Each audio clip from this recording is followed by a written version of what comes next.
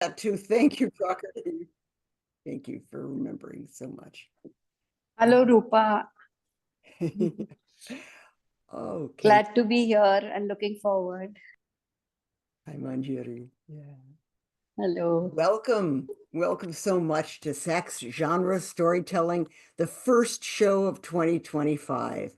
And this one is Tall Tales. This should be an absolutely terrific show. We have, at this point, 5 storytellers for you, but we may end up with some volunteers, who knows, at the end. There was a bit of sad news that we got at the very beginning of January. Our beloved storyteller, Angela Lloyd, passed away quite suddenly. So I thought, let's start out by just taking a moment to remember Angela, remember the last time you saw her or heard her perform, and hope that she's up there in heaven playing her washboard.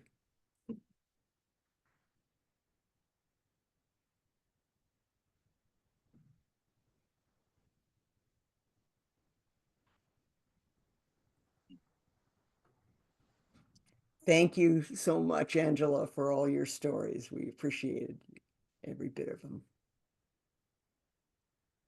Okay, let's go on. Let's get started with our very first storyteller. Hang on a second, let me bring it up. Our first storyteller is Dave Tarvin from the Foothill Storytelling Guild. And he's going to tell an American tall tale, an origin story entitled The Lineage of the Coffee Bar Cowboy. Yes, you got that right. All right, over to you, David. Well, thank you. You did a good job with that. My name is Dave, and I am the one, the only, the original. And that's important because there are imposters. Coffee bar cowboy. You see, as a small boy, I grew up with TV cowboys, and I always wanted to be a cowboy. It was my dream. And actually, when I was in my early teens, I wrote a poem about it. It goes like this. I watched the glowing screen. Envious. I wanted to be a part of the story. A character who lived beyond my fears. The cowboy. Well, when I was about 16, I just had to reach out and grab that. And so I just packed up some stuff and I climbed out the window late at night so my parents wouldn't know. And I took off. And eventually I wound up in New Mexico. And I found myself sitting on this hard wooden plank. It was a seat of some old wagon. And I was going out across the prairie there, and I was sitting next to this really, really old, crusty, dusty, rusty old man who I'd been hired to help. Now, I had no idea what I was supposed to do or anything else. I didn't really care. I was just excited that I was going to, start that whole cowboy experience. And I was going to do that by working with this old man who was some sort of expert. And so we're going out across the prairie and we're headed up to the Gila National Forest. You see, there was a bunch of cowboys up there that were waiting for him. They were on a cattle drive and they had got stuck in this canyon and they refused to go through the canyon unless this old man showed up and worked his magic. Well, I wasn't sure what that was, but like I said, I was game to go along with it. Well, we're riding along and the grass was kind of high and it was kind of dry, and all of a sudden I noticed that the horses pulling the wagon, they got kind of skittish. And I kind of looked off to my right and I could hear something going through the grass. I could see these sticks just kind of up above the grass and they were moving really fast and the horses got more and more nervous, and then they settled down. Whatever it was, it just kind of disappeared. And then we went on a little further, another couple of miles, and all of a sudden those horses got skittish again, and those sticks appeared again. And then all of a sudden they ran right past those horses. And I said to the old man, I said, what was that? And he said, "You'll know soon enough." Well, pretty soon, just before dark, we got to this camp where all these cowboys were, and there's this big herd of cattle out there, and there's a canyon in front of us. And we settled in and had dinner, and the old man, he's talking to the cowboys, and they start talking about the jackalope.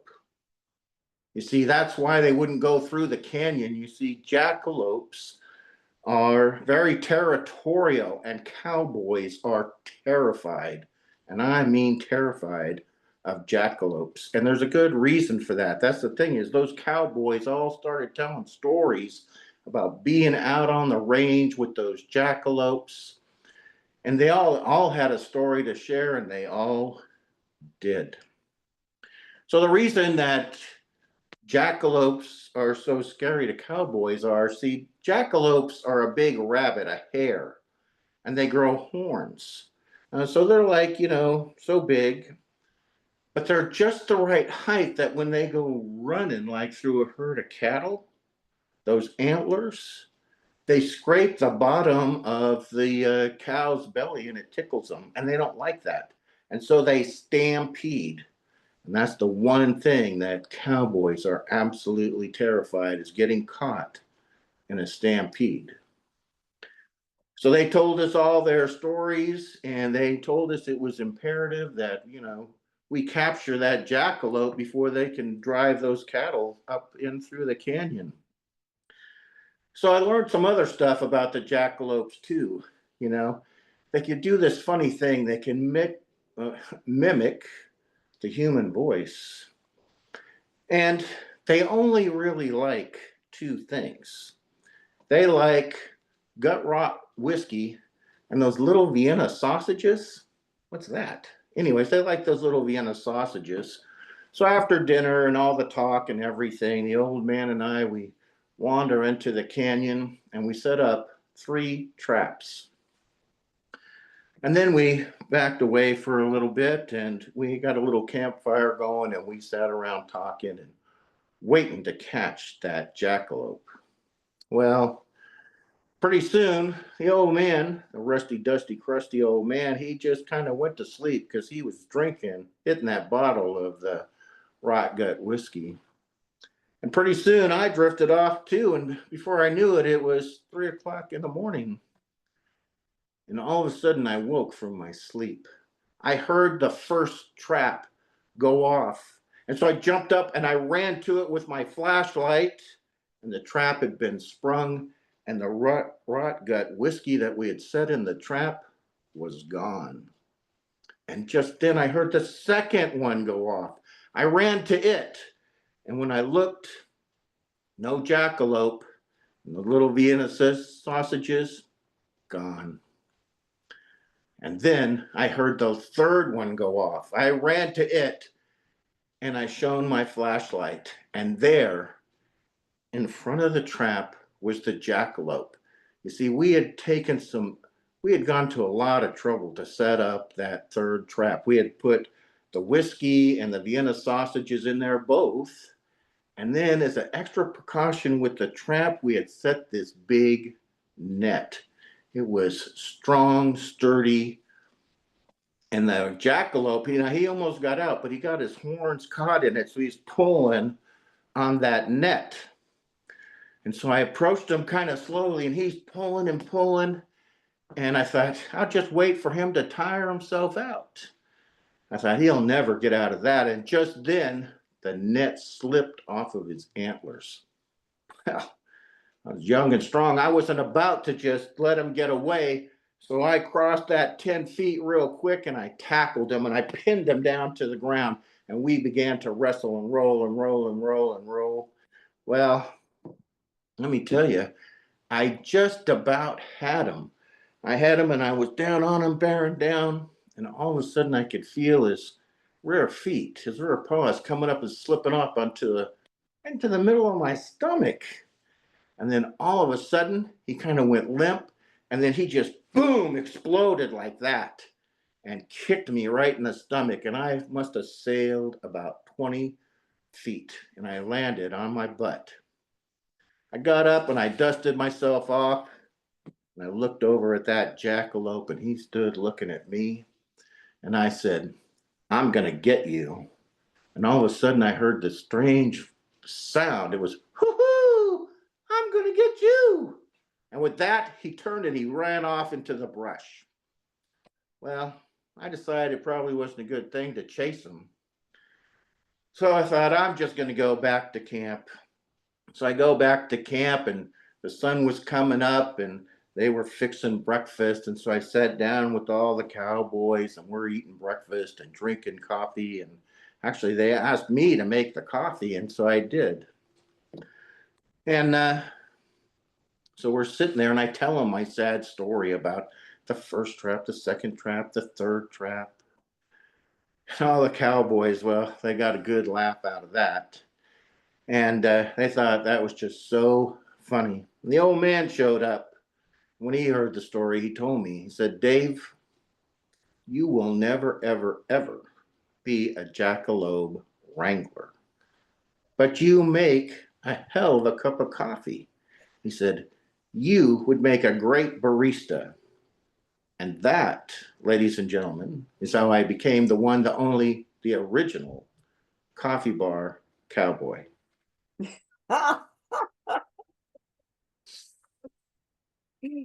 That is wonderful. A true tall tale. Thank you so much, Dave. Let me put a little information in chat about Dave so you get his bio and his contact information in case you want it. And you all know how to save chat so that you can have that information. So tell me, David, where does the inspiration for that story come from? Oh, well, actually I really am the coffee bar cowboy. You know, there used to be such a thing as a drugstore cowboy, right? Mm-hmm. We don't have drugstores anymore, but we do have coffee houses. And I just happened to, for 8 years, live above an espresso shop. It was my everything. You know, I mean, my apartment was right above the espresso shop. So it was my hangout. All my friends were there. Everybody knew me. And I became the coffee bar cowboy. So I just decided to make up a story about that. And in the West, you know, um, the jackalope is one of those things that they make tall tales up about, that and Bigfoot. And so I made stories up about all of them. But they're not just stories because they're all true. And I see some people have actually gone and Googled jackalope while you were talking to try to find a Wikipedia entry on it. Yeah. Yeah. Well, there's lots of stories about them. And actually, so jackalopes are actually a real thing. They're just certain hairs will grow little bony things up out of their heads.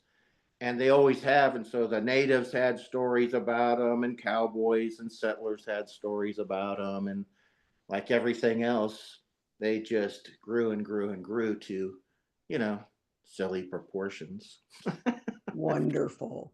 Well, thank you so much. That was enchanting, and we loved your story. We love your hat. Thanks very Thank much, you. Dave.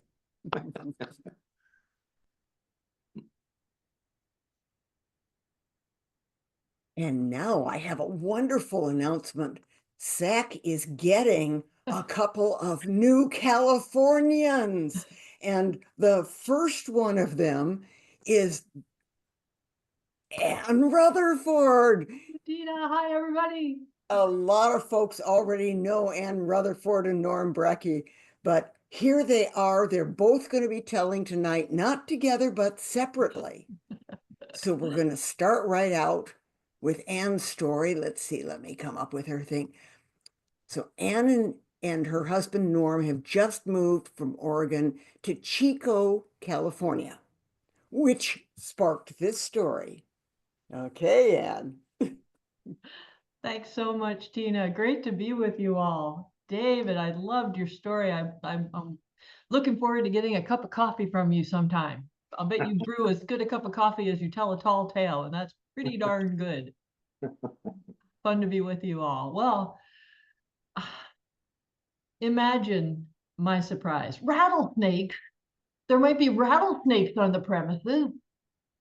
This was the little dry erase sign outside the storage unit in Chico, California, that my husband Norm and I are storing all our stuff in because we did just move from Portland to Chico, California. And you can't just move, you have to put your stuff in storage as part of the whole ritual of moving.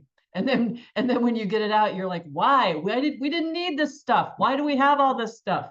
But there we were at the storage unit to check on our stuff. And what's on this dry erase sign outside the gate but warning, beware, rattlesnakes have been seen on the premises. This is just what you want to see when you're about to roll up the door and reach into your storage unit to find your pots and pans. I said, Norm, we're not in Portland anymore. I mean, now people have sometimes a misapprehension about the Pacific Northwest. They think it's all grand and glorious and mild, and it is grand and glorious, but it's not mild. I mean, there are dangers in the Pacific Northwest. There Bigfoot, of course, although or she, we're not sure, is an elusive creature, really kind of likes to be let to themselves, but still a little bit unnerving if you're walking in the woods in the Pacific Northwest and you think Bigfoot is there. And we have beavers, of course, who are the size of small brown bears in Portland. I mean, they're huge. That's why we have to put aluminum siding around all our trees up to at least a 5-foot height. I mean, that's the only reason we have any trees left in the Pacific Northwest, because we protect them. And of course, there are slugs the size of pythons in the Pacific Northwest. I mean, you plant something, you plant it the night before, you're looking at your nice little seedlings, you go in, you come out the next morning, chomp, it's a wasteland because those slugs have come through and just gorged themselves. Now, fortunately, I lived in the Pacific Northwest a long time and I learned a lot of different organic, because we're all about being organic in Portland, organic ways to kill slugs. And two of the most effective ways are to either shake salt on them or pour beer on them and they shrivel up. Oh, what a world, what a world. So we always have salt or beer on hand in my household. So we're pretty safe against slugs. But now we've made this big move to Chico, rattlesnakes, yikes. So we go into the storage unit and Norm, my husband, perfects the ability to unlock the unit, roll it up, and leap back at the same time. So we never did encounter a rattlesnake in the storage unit, thank heaven. Although Jackie, the woman who runs the storage unit, told us all about the little nest of baby rattlers and how cute they were and etc. Like, thanks, Jackie. Rather hear about it than see them. So I was kind of thinking it was going to be okay. No rattlers in the storage unit. Chico's a great town, really enjoying being here, great people. And we have this big old house. To our surprise, we bought this fixer-upper, bring your tool belt kind of a house. So we've been doing a lot of stuff around the house. It has a huge yard that, as I say to my friends, is an clean slate, an empty palette, meaning it's a wreck. We can do whatever we want with it and it'll be an improvement. And it's bounded on all sides with a big wooden fence because, good fences make good neighbors. But this fence has seen a lot of wear and tear. So on our long list of things to do on the house is put up a new fence. But boy, talk about expense, right? I mean, just one thing after another. So a fence was like pretty low down on the list. And then right before the holidays, we were out in the backyard raking away. And I'm raking, I'm trying to get the leaves up. Norm's over there raking. We have our ancient wooden handled rakes that we took from Portland because you have to take everything with you. You can't buy anything new. So we're raking and we're raking and we're raking. And I took a breath, and amid the rattling of the leaves, all of a sudden I heard,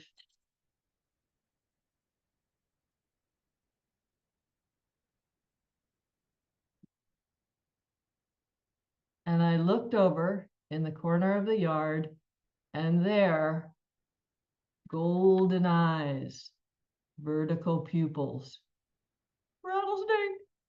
Nor, there's a rattlesnake. I see it. What are we gonna do?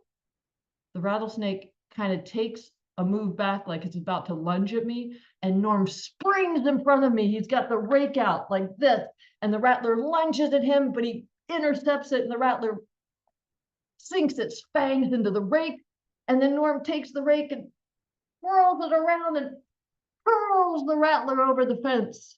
And it goes over, like 2-3 yards over, and we hear this yip, yip, yip, yip. But I don't know what happened. We didn't investigate.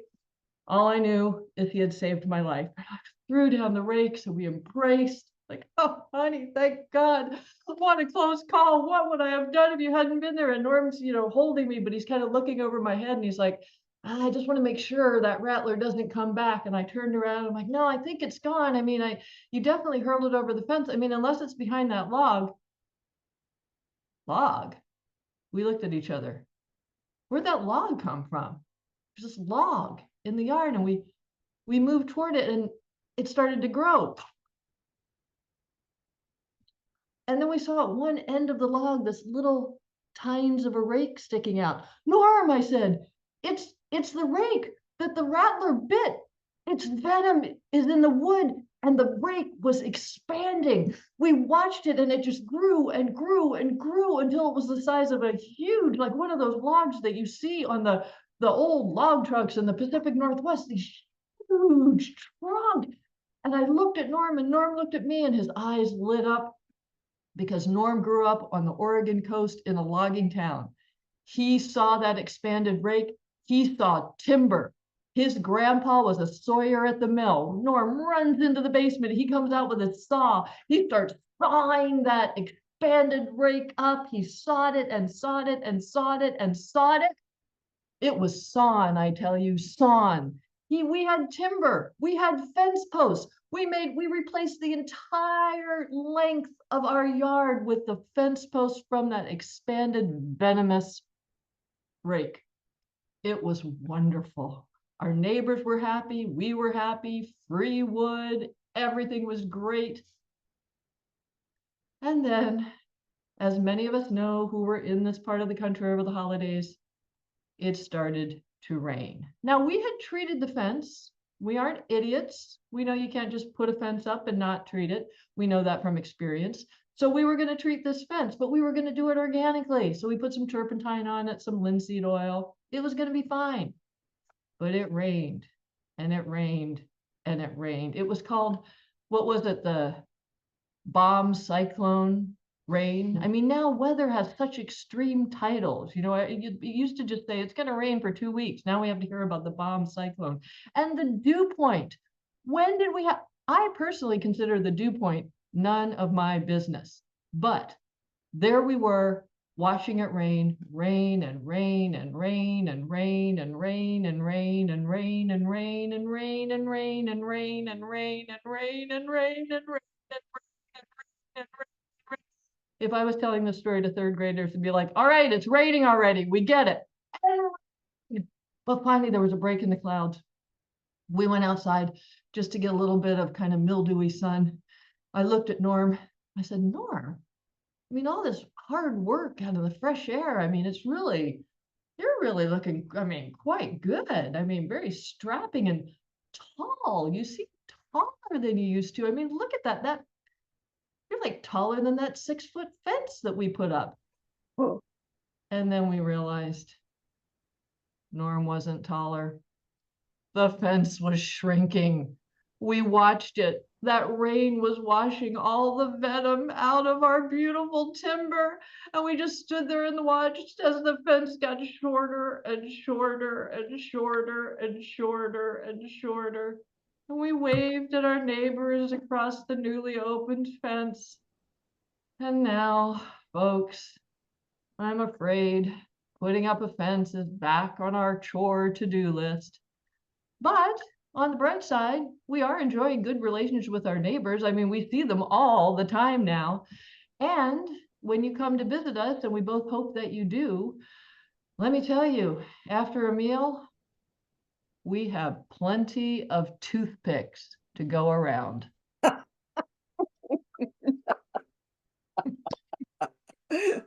What what a wonderful closing line, Anne. Thank you so much. Thank you, Tina. That's Nice just to be great. able to share that. And this is new since you've moved to California, right? This is a California experience. Evidently, this is what Absolutely. happens when you move to the Golden State. Yes. Yes, indeed. Okay. I'm going to put in the first of your show promos, so maybe Great. you can talk about it a little bit. It's the Good Liars Club. Let me count up. That's 10, 4, 14, right? Yes. Well, yeah, shall I talk a little bit about it, Yes, Tina? please. One on. Great. Well, like Yeah. I think it sounds like kind of the genre show started. Norm and I, during the pandemic, we started a show called the Good Liars Club. We did it actually as a alternative to the presidential debates that year because people needed something else to look at. But it was such a success that we've kept it going. And it's not a contest, but it's a chance for people to come on and just tell a good lie. And the thing that we love about it is we not only have, the kind of tale that we'll be hearing tonight, but also sometimes we have somebody share a folk tale that's so outlandish that you know that that's really the original kind of tall tale. And so it's been very fun. We have a show every quarter, and then so we'll have our February show, our May show, and then in August we do this huge, ridiculous multi-hour festival that is super fun. So Rupa, who is on tonight, we've lured her on, and she, is a wonderful member, and many folks just we have a lot of fun with it. So check it out. It's a great show. We're really happy to be able to keep it going. And you've got some great folks on this February 11th show too, I see. We do. We've got Ann Shimajima and Regina Stoops of 6 Foot Apart fame, Yeah, and I think I saw Ingrid Nixon's name there. Ingrid's our And one of our stalwarts. Yep. And Laura Deal from yeah, the Colorado area. Yeah, so it's going to be a really fun show. I will definitely be there. That's Oh, good. great. Great. Okay. Great. Thank you so much for your My pleasure. delightful Thank you. story. Super wonderful. And now let's bring up the other half of the Ann and Norm team. We're going low tech. All right. I like that. I like that. And you're saving property work. She doesn't have to turn around spotlight. And now even lower tech. Part of our soundproofing fell down. Yeah. All right. So Norm tonight is going to be telling a bit of family folklore that happened in Norway. Norway. Sorry, I can't speak tonight. Norway. So please welcome Norm Breckett. Well, thank you, Tina, and thank you everybody for coming. Yes, so this is the story my dad told me. I never, unfortunately, never got to meet my great grandfather, Oli, who was married to a woman named Lena. So I guess they were the original Oli and Lena, if you know of those stories from back in the day. Did you want to say more, Tina, or? Oh, there. Okay. I'm like, I'm talking. Somebody's still here. Maybe I should. So anyway, yeah. So anyhow, they were the original Oli and Lena, and from all accounts, from my dad and his sister, my Aunt Sharon, my Aunt Lena she was a stern woman. She was a tough woman. She was a great mother. However, she did not have a sense of humor, one bit.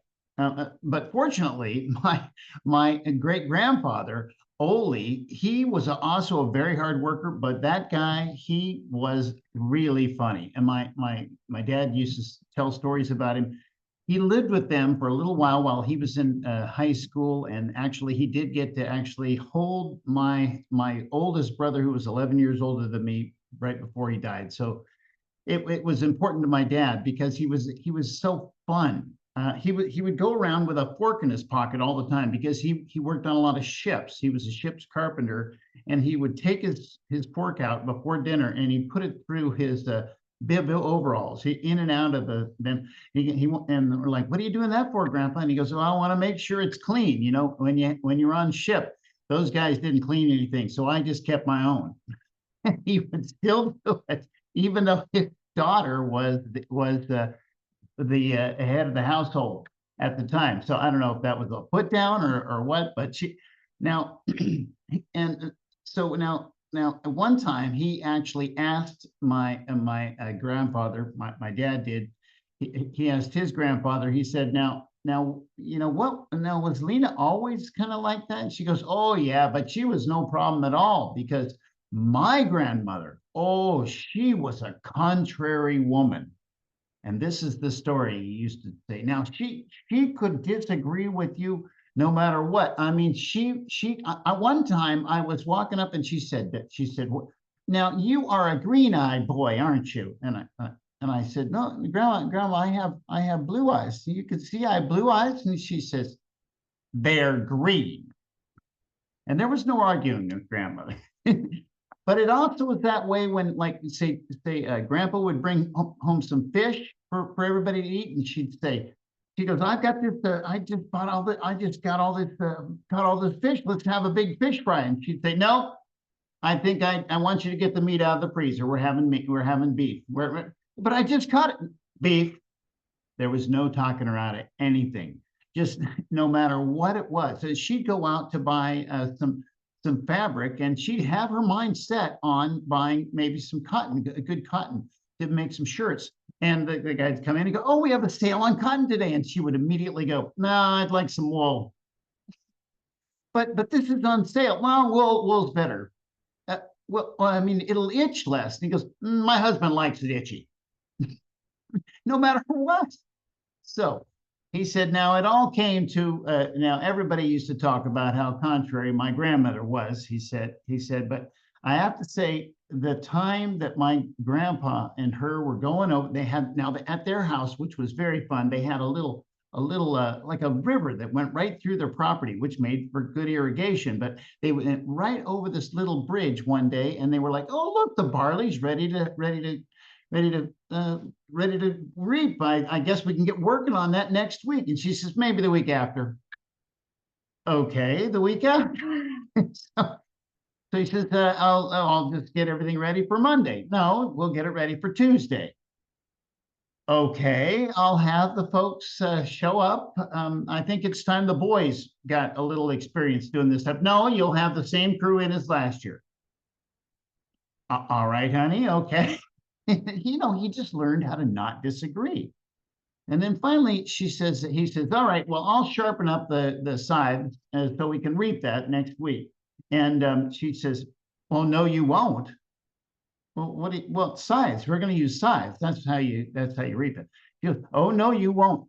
You're going to use clippers. You're going to clip, clip, clip, clip down at the bottom. Clip, clip, clip. It's much better." She goes, "No, it's not better." "Yes, it is. You're going to use clippers, I tell you. You're going to use clippers." And they got into a big fight right there on that bridge. Now, they hadn't built any rails on that bridge. Because in Norway, they don't make signs like "look out." They think you should actually look out. They don't even warn you. We were just there and they still didn't warn you. So anyway, no rails. So they started arguing, and she says, "You will clip, and that's it." And then she walked off, except she'd forgotten she was on the bridge, and she fell right in the river. And he goes, honey, are you okay? Are you okay?" She goes, "I'm fine, and we're clipping." And then she was pulled under. Next thing, he couldn't see her anywhere. Well, the neighbor saw something was going on. He runs over, and one of them starts running on one side of the river, and one starts running on the other. And they're both like, "Can you see her? See her?" And they run all the way down the river. They're running and running, and they get other neighbors that join in. "Oh, she's falling in the river. She's falling in." She got to arguing. "Do you see her? Do you see?" No, they went further and further and further down the river until they got to the mill. The mill pond's there. She's not coming up anywhere. There's a whole town is gathered around. They're like, "Well, where is she?" And then the neighbor from across the river, he says, oh, you know, I bet your wife, now that'd be way too agreeable for her to go downriver. She probably went up the river. They all looked at each other and they started running up the river looking for her. They got to the farm and they ran and they ran and they kept running up that hill and running up the river. They're yelling for her, yelling and yelling. They're yelling. They got all the way to the waterfall. And Ole used to say, and my dad was, well, they were all sad. Everybody was just sitting around. They were all just crestfallen. They didn't know what to do. When suddenly some woman said, look, there she is. And there she was, halfway up the waterfall, going up that river. And he says, honey, are you okay? She says, I'm fine. And we'll clear by temptation. He went over backwards all the way up. That's just how contrary that woman was.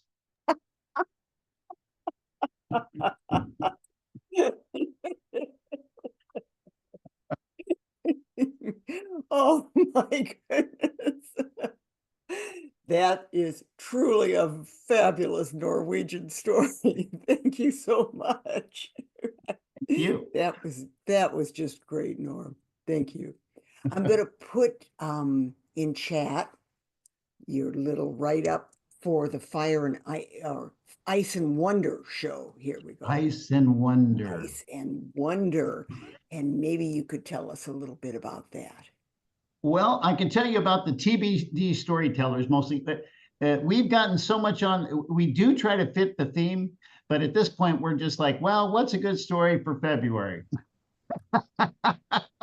But the tellers and the TBD tellers, I mean, it's really, everybody's going to be telling. It's Ann Rutherford and Ingrid Nixon, Simon Brooks, who is one of the better folktale tellers in the country. There's Jeff Doyle, and then somebody named Antonio Husha. You may have heard of him. There's a guy named, and there's Paul Strickland, who is one of the, if you want to hear a crazy tale, and then at the end go, aw, he's the guy to listen to. That guy is amazing. And Sheila Arnold, I believe, did I get everybody? And oh, and Ingrid Nixon. So it's just such a great, it's always a great show. We like to think it's the best show. But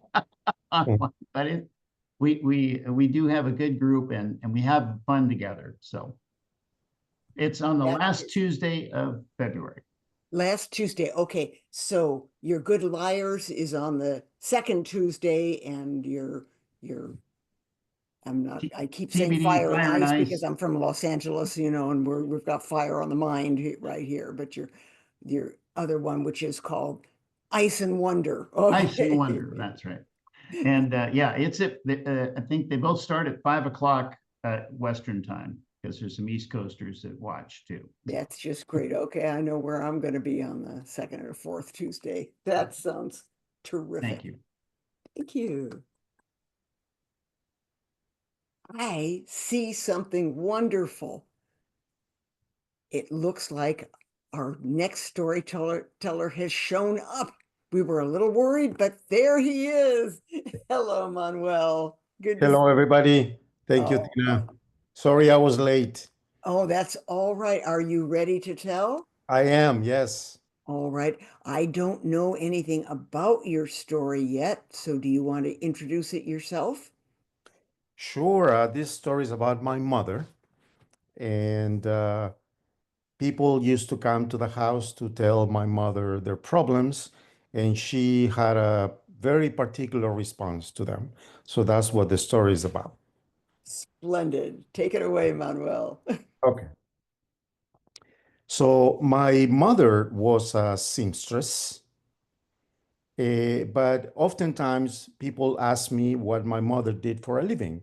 So I say my mother was a mistress, and they go, "What? When?" "Oh, when I was a kid." "Where?" "Oh, somewhere downtown." "Oh, for whom did she work for?" Oh, some older men. Oh, so your mother was a prostitute. No, no, no, no, no, no. She made clothes. She made shirts and skirts and she sewed clothes. They go, oh, seamstress. Your mother was a seamstress. Yeah, yeah, she was a seamstress. Okay. Anyway, when you learn a second language, sometimes you make mistakes with words. Anyway, we used to have an old TV, one of those boxes that you might remember that they had bulbs in the back of the screen, and it was a big old TV. We used to have that old TV on top of an armoire, and that TV never worked. Now, my mother was a sports fan. She loved sports. So whenever the Olympic Games came or the Soccer World Cup came, that television got fixed. And especially if there was a good fight like Muhammad Ali was going to fight, that television got fixed. And I remember I used to sit with my mother. My mother was always sewing. She was always sewing and sewing and sewing. And I would sit next to my mother and we were watching sports. But my mother was always sewing, so she was not really watching TV. I was the one watching. So sometimes there was a game, a soccer game, and somebody scored, and you could hear the commentator in Spanish saying "God," and my mother just asked me, "Who scored?" "Oh, Argentina." Okay, and she just kept on sewing, and she just sewing, sewing, sewing all day until she couldn't sew anymore, and she went to bed. The next day, she got up and started sewing, and that's what she did all day long, just sewing, sewing. You could hear the little engine from the sewing machine just going zzz, zzz, all day long. Anyway, uh, people came to the house to talk to my mother, and there were women who came and said, "Listen, um, my husband just left. I have two kids. I don't know what to do. Uh, maybe he has another woman. I don't know." Well, my mother would just listen, but she never turned around. She never turned around. And other people would come and say, "Listen, uh, I think that my husband is not coming to the house anymore. He comes once in a while. I think he has a lover. I'm not sure." Uh, and my mother wouldn't turn around. And I noticed that she never turned around to watch sports. She never turned around to talk to the people that were talking to her. So people kept coming to the house and they would tell her all these problems that they had in life with their friends, with their family, with their kids, what have you. And the only thing that my mother did was this: she just extended her hand and she said, "You know, don't worry about it. Don't worry about it." And that seemed to put people at ease. So they left. They would come and tell her all their problems, and she would always extend her hand and say, "Don't worry about it." But she never turned around. And I thought, gosh, my mother never turns around. I'm going to make her turn around somehow. So that's what I set up to do. So one day I came home and I said, "Hey, mom." And she was sewing. Zzz, you could just hear that little engine. Zzz, and I said, "Hey, mom, uh, I failed my math exam." And she said, "Again?" I don't know what I'm going to do with you.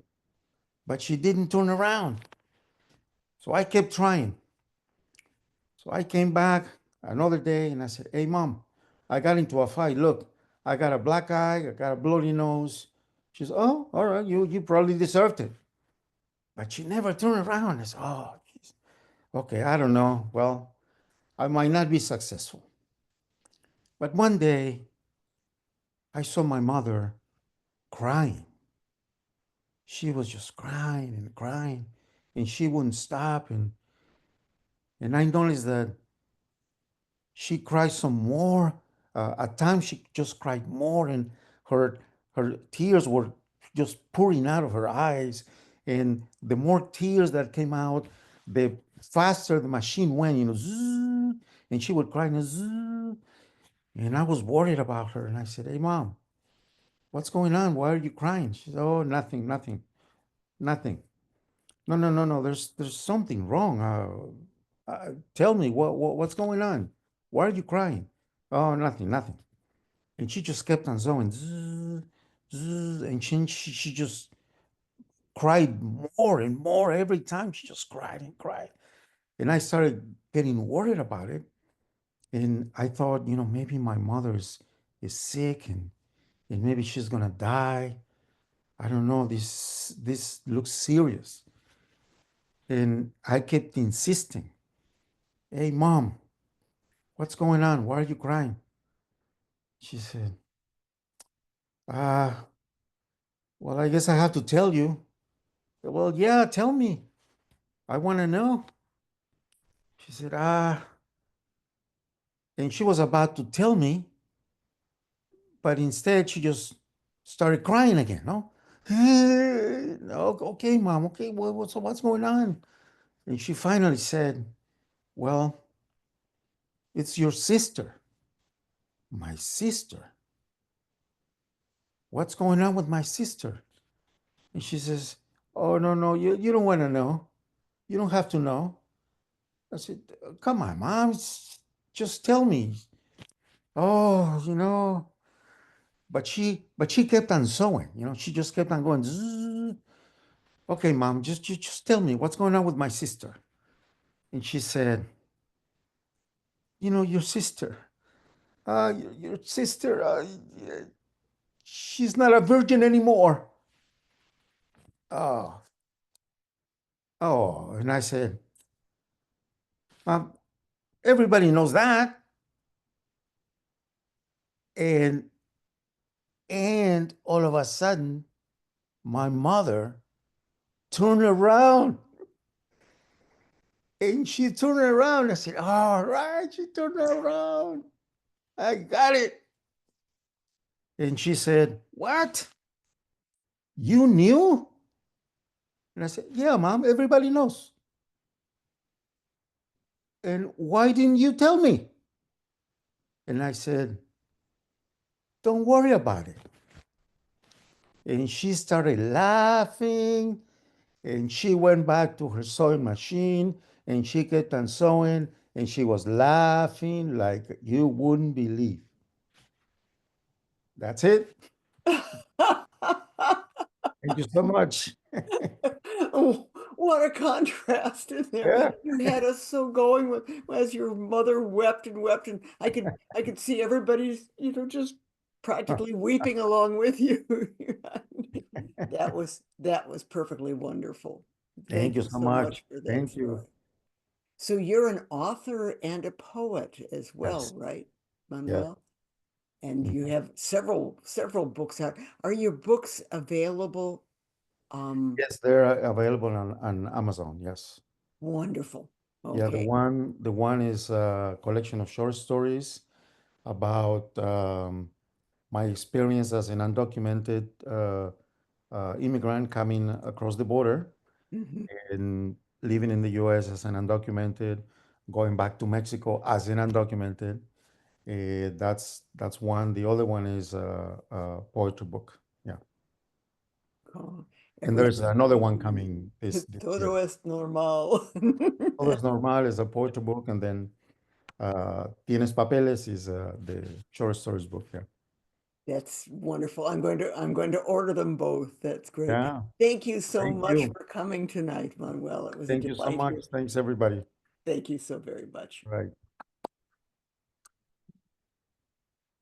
And now our second to last storyteller, unless we throw some more people into the mix, but it looks like we're going to have a pretty well-rounded, proper length show here.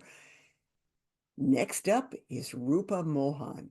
You all know Rupa so well, but I'll go ahead and put her bio into chat. But right now, Rupa goes back to her roots. Roots. We say roots in the Midwest, but they say roots out here in California. So her roots to try a new vocation. Will she succeed? Please welcome Rupa Mohan. Namaste, greetings everyone. Do you recognize me? Well, I'm no longer Rupa the simple storyteller. I am Rupa the celebrity. Well, now do you see who I am? Well, it all started when I was a young girl growing up in Chennai, India. I used to love eavesdropping when my mother, my grandmother, and my great-grandmother would sit in their beautiful silk saris making matches. Yes, matches between distant relatives, not so distant relatives, and friends. They were doing this matchmaking for nothing more than good karma. And I got to attend some of these weddings that they had successfully orchestrated. And I thought, wouldn't it be great if I could follow in their footsteps and become a matchmaker? That was my secret dream, but I knew I had to qualify. First of all, I had to be married and respectable. That happened when I was just 20, thanks to the efforts of a distant cousin who was also a matchmaker. But the thing was that I landed in America where there wasn't much scope for matchmaking. Yes, my friends like me had already been hitched, and the others, the new friends I was making, they were busy dating and getting in and out of relationships. They were not interested in the services of a traditional matchmaker. So I gave up on that dream and just focused on raising my young girls.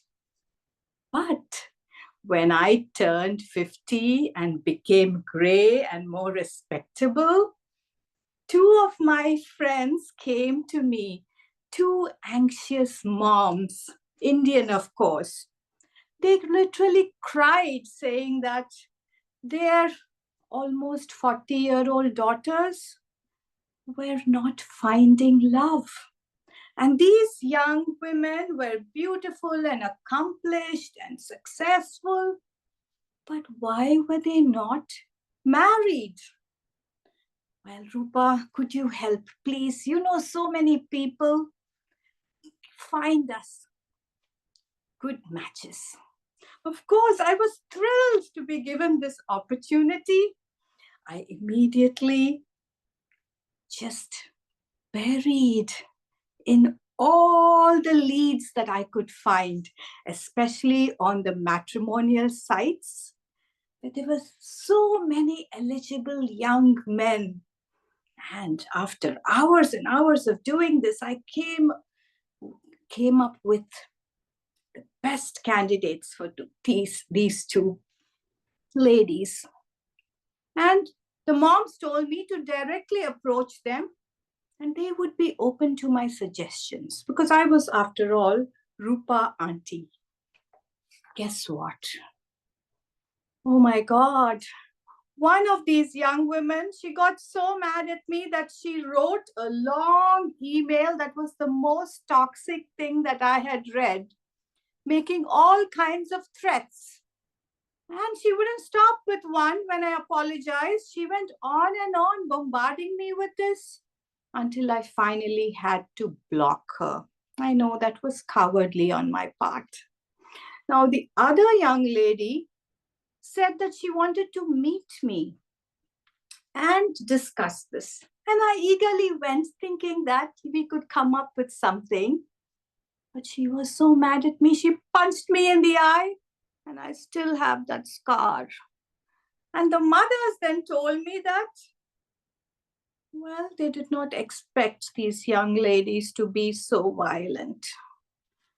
I thought, I cannot risk my life.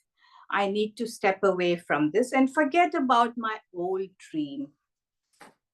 But after I turned 60, a wonderful opportunity presented itself. I moved to a town where there was a senior community, 10,000 strong. And I soon found out that many of these people were single, ready to mingle. In fact, some of my older friends, who I refer to as aunties, they came to me and they were telling me stories about how the women outnumbered the men who were turning out to be rather cocky playboys. And a few of them had approached my attractive friends, made passes at them, but it appeared like they wanted either one-night stands or day and night nurses. And my friends were not pleased with this. But then I had an epiphany. I wanted to empower these women, beautiful, polite ladies. And I said, why don't we try a tradition from ancient India called the Swayamvara? It means self-choice. We can call it the S Games for today. And it turns out that according to our epics, the Ramayana and the Mahabharata, young princesses and beautiful women, they went through this, where a bunch of suitors would come and they had to compete and make themselves worthy for the hands of these beautiful women. I thought we need to go back to this tradition, don't we? So I said, let us plan the Swayamvara or the S game. And last Memorial Day was the first time I did this. Well, with a bunch of volunteers, I set up this huge Swayamvara or S game field in a big park right here near my home in California. And before this, we put out promos for this event. Women could sign up, and the men who wanted to compete in these games were also welcome. They had to pay a small fee in order to be given this privilege. And we set up different booths.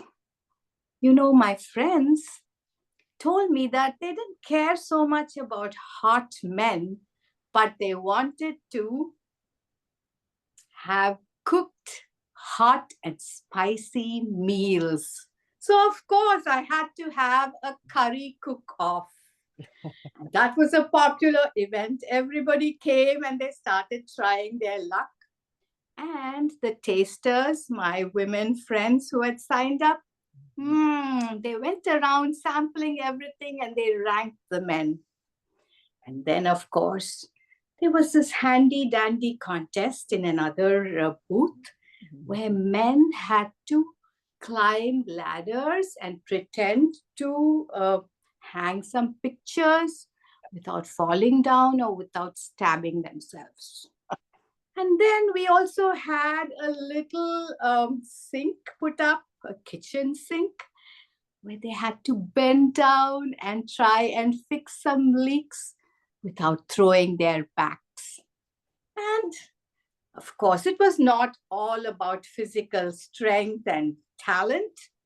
Of course, this had to be the meeting of minds, like the traditional times when they were not doing archery and trying to prove themselves by weightlifting. They also had to play chess and such games, even in the ancient times.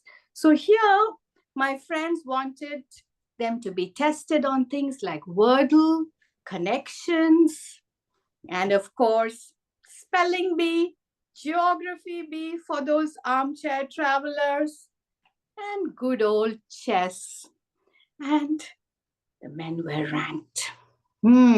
What else was there? Yes, my pet loving friends, they wanted a cat skill contest.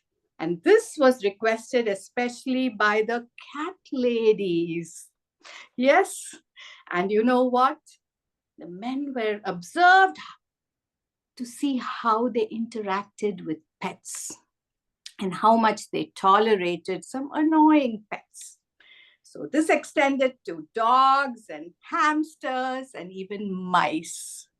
And so Memorial Day was a big success and it was a very, very crowded event. But my ladies went from booth to booth and they evaluated all the results, and each of them came up with a short list of men that they wanted to date.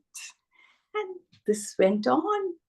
And by Labor Day, most of them were thanking me for my efforts, and they told me they had found their soulmate. Well, I had also spoken about one basic rule. This was not going to be like Bachelor Nation with a fantasy suite thrown in. No, no, no, no. We were going to be traditional, and we first believed in meeting of the minds and the souls before they went behind closed doors. And my friends were okay with that. So I started becoming famous. Yes, I have to modestly say that. And soon I was getting calls from other senior communities to host these S games. And soon word spread. I went to different venues all over California and then outside California to different cities. And I became what they called me, the marvelous matchmaker. Well, just between us, this is a big secret, but Netflix approached me and they want to do a reality show with me in it. And they assure me that I will become wildly rich and famous on an international level. Now tell me, friends, do you think I should step away from storytelling and get into this? Put your thumbs up if you think I should.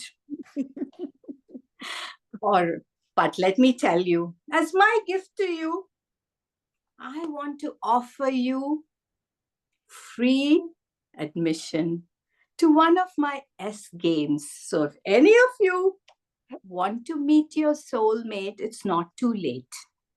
Just let me know and I will invite you. And maybe you can also be featured on Netflix along with me and become rich and famous like me.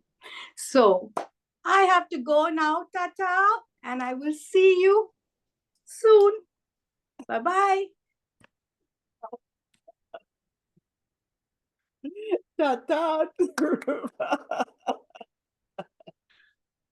Oh, mercy, that was so much fun. Thank you. Best games. Okay, I want the guys to have to do a competition for dishwashing. Not just fixing the sink, but getting at it every single day and washing those dishes. That's a good one. I shall water? include. I took it for granted because my husband does that every day. I thought all men do it, but maybe not. Okay. Not all, but blessedly mine does too. Thank you, Rupa. What fun. It was just absolutely delightful. Thank you. Thank you. Ta-ta. Okay, ta-ta. And for our final speaker, the famous David Schmidt. Mike, I'm just going to go straight into his introduction. Like many residents of Chula Vista, California, Nancy and her friends thought that the Proctor Valley monster was nothing more than a tall tale. Then one night, they decided to put the frightening legends to the test. David.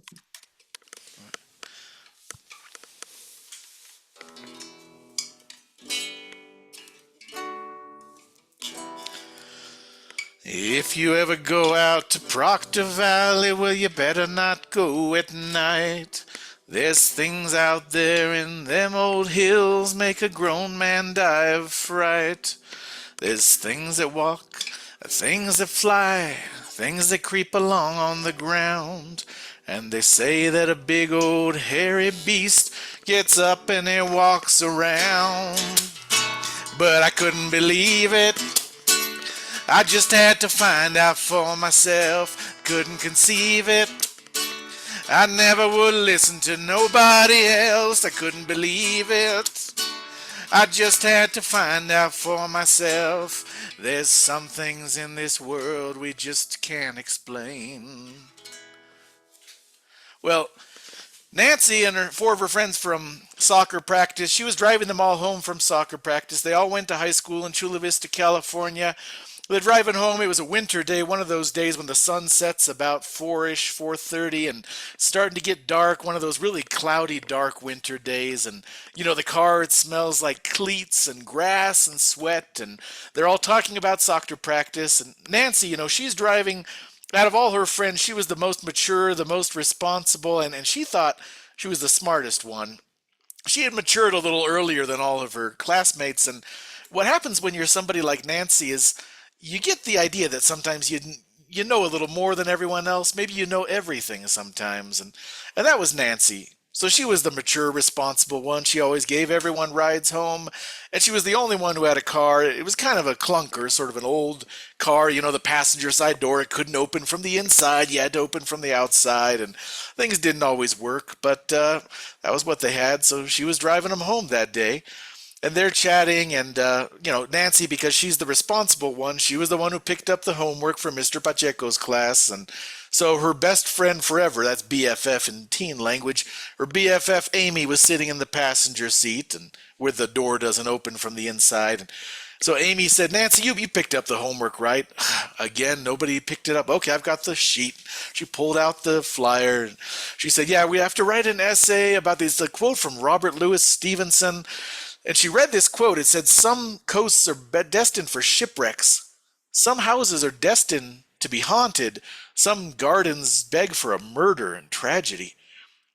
And all the girls, they said, well, that's kind of a dark quote. Yeah. And Amy said, why did Mr. Pacheco pick that quote? And Jessica in the back seat, she said, you know, I think it's because Mr. Pacheco is going through a divorce right now. That's why he's in a dark mood lately. And so they're talking about that Robert Louis Stevenson quote, and then Amy, Nancy's BFF, Amy said, you know what that quote reminds me of? It reminds me of Proctor Valley Road, right here in Chula Vista. And Nancy, she just kept quiet. She'd heard all these tall tales about Proctor Valley Road. She didn't say anything, but all the girls, they started talking about, yeah, you know, I've heard things about Proctor Valley Road, and I heard that there's a creature out there. Tall creature, it's all covered in hair. It's like a Bigfoot creature. And then Manuela in the back seat, she said, yeah, you know, my uncle said that the creature, he can make your car not work right. He can make electronics not work sometimes. One of the other girls, she said, I heard that the creature, he sucks blood like the chupacabras. And one of the other girls, she said that, you know, I heard the creature, he's got horns like a minotaur. Finally, Nancy, she couldn't take it anymore. And she said, how can you guys believe this nonsense? Well, Amy, she turned to her friend. Amy said, Nancy, you seem pretty sure of yourself. You seem pretty certain there's no such thing as... Nancy said, yeah, I'm certain. I know there's not a Bigfoot monster that's also a chupacabras and also a minotaur and also makes your car stop working right here in Proctor Valley, just outside of Chula Vista. That's not real. That doesn't exist. It's all tall tales, man. Well, Amy, she said, okay, well, then you wouldn't mind doing the test. Test? What do you mean? Nancy said, what? I've never heard of this. Amy said, no, there's a way to make the monster show up. And this is real because I know people who've done this, and it works. What you do is you drive out onto Proctor Valley Road. Drive out there when it's dark, and look, the sun's almost setting right now. Drive out there when it's dark, and you park your car. Turn off the engine, and turn off your headlights, and turn off all the lights.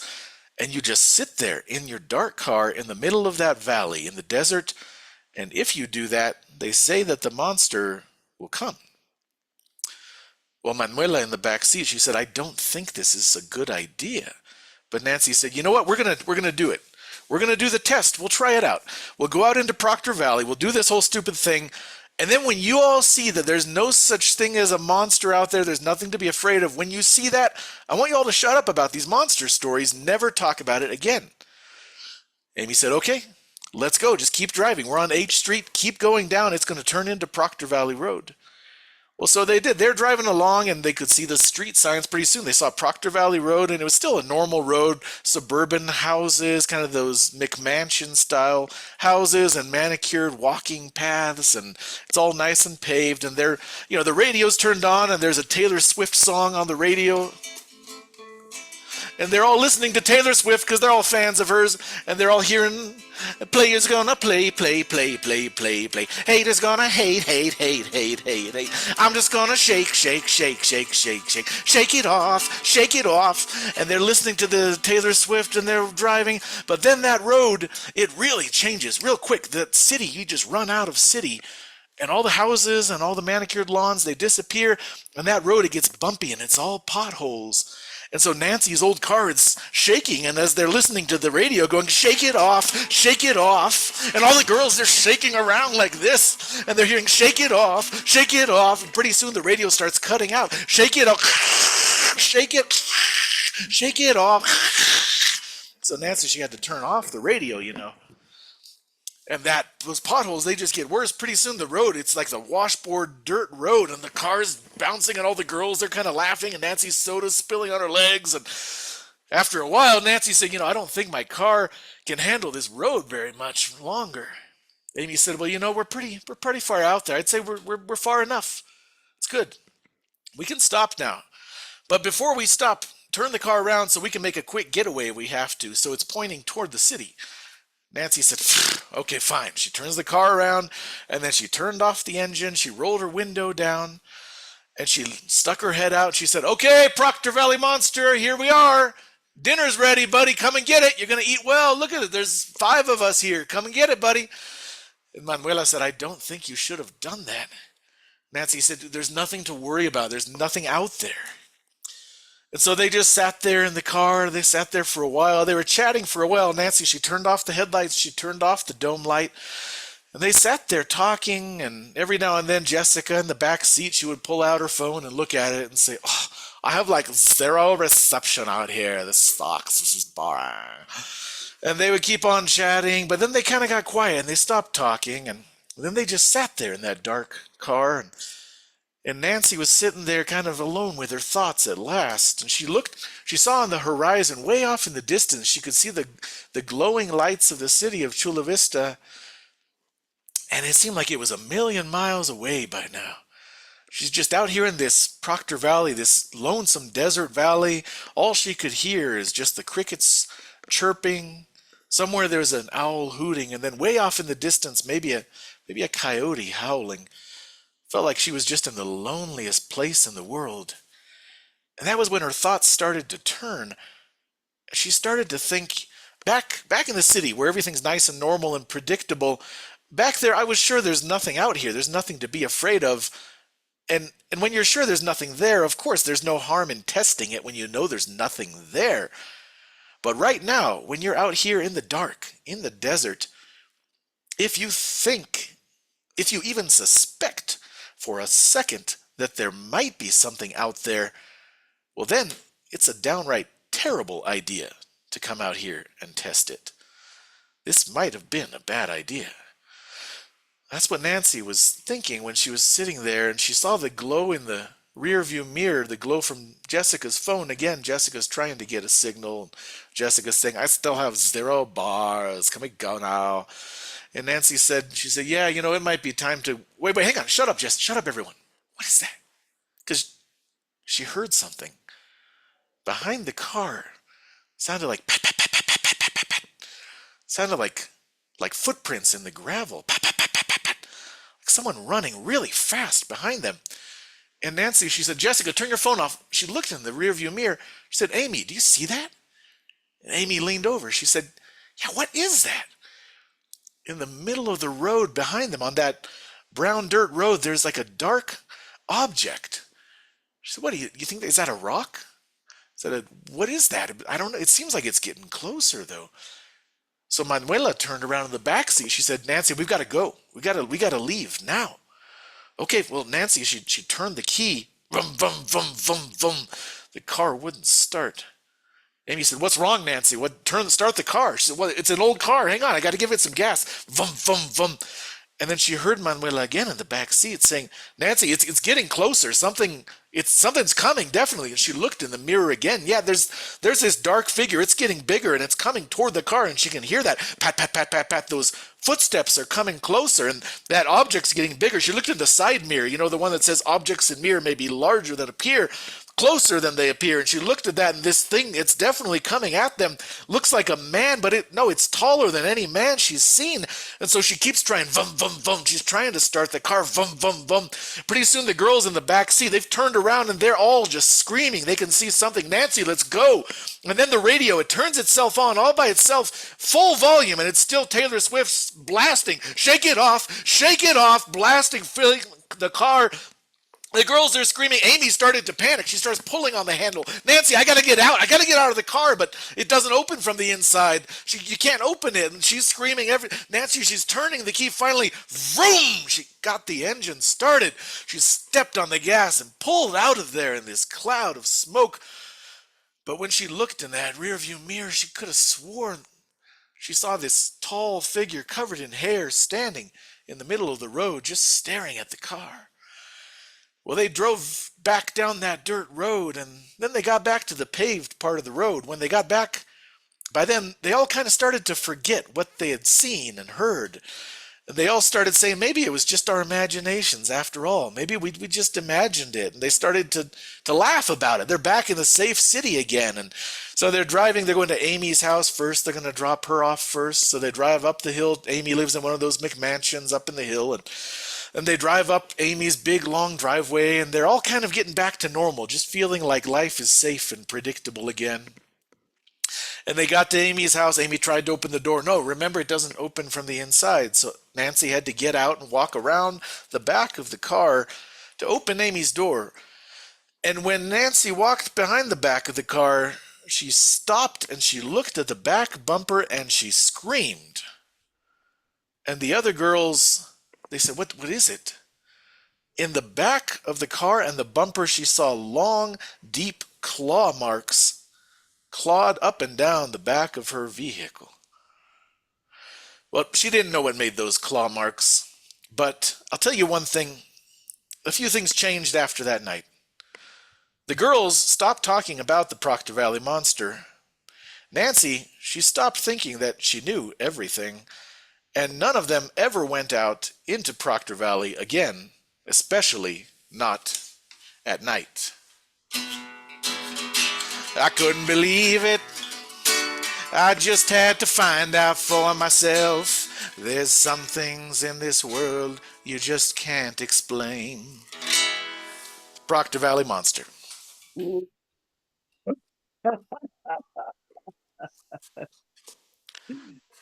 What a thoroughly gripping tale. So tell us a little something about the origin of this particular. Where did this isn't just made up out of whole cloth, is it? Well, I didn't make up the story. This is authentic folklore from Chula Vista. People have been telling stories about the Proctor Valley Monster and about ghosts and strange things in Proctor Valley for about 100 years. And this story is actually one of the stories in my recent book, The Proctor Valley Monster, A Chula Vista Legend.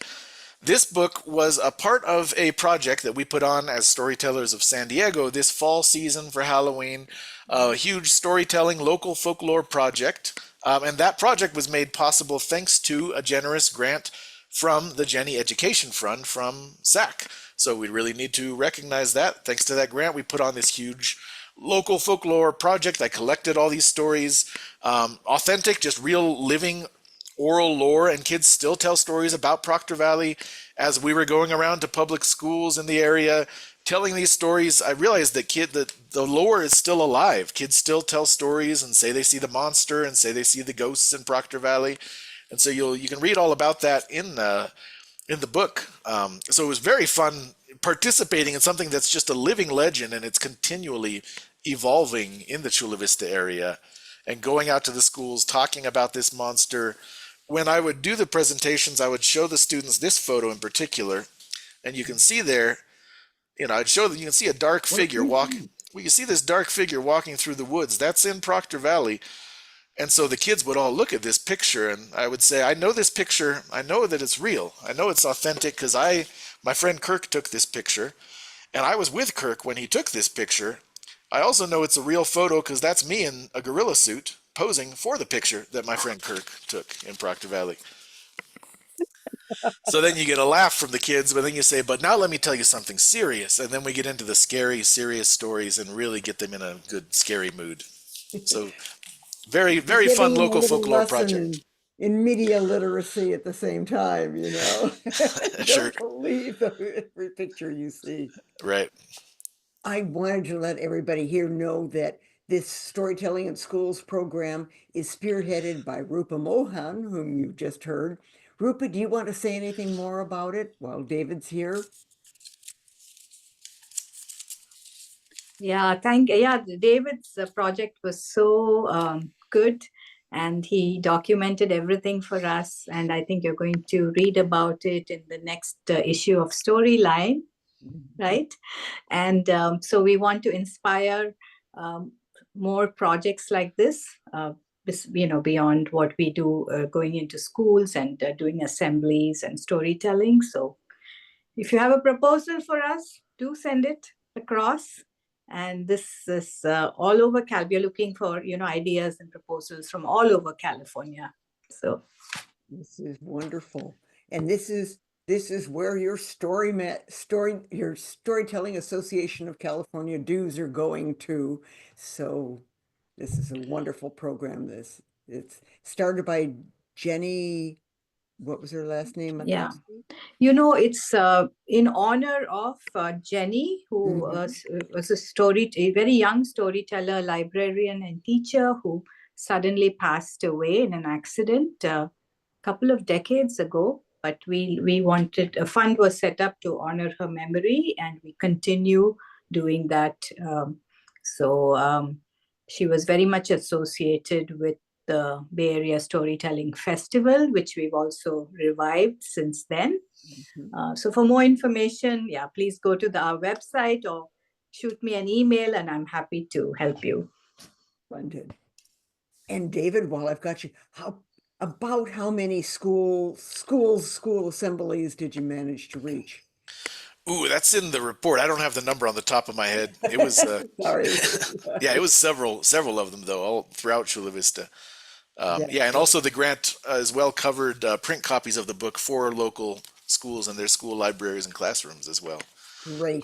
Anyone else, feel free to contact us if you're interested in applying for the grant and doing a similar project. Literally any town that you live in, you can do something like that, collect that local lore, and it really foments this civic pride, and students realize there's a sense of rootedness and place that comes from realizing that you don't just live in suburban nowhere, because nowhere is suburban nowhere. Every place has its own folklore and legends and history and haunted spots, and so you don't have to be in Chula Vista. You can do that in any town where you live. That's fabulous. Prakriti, would you pull up all the storytellers one last time, and let's give them all a round of applause. If you would all like to come off mute, and when we get everybody up here, you can give them a big round. We're coming right on up to 8:30, and that will be the end of our show.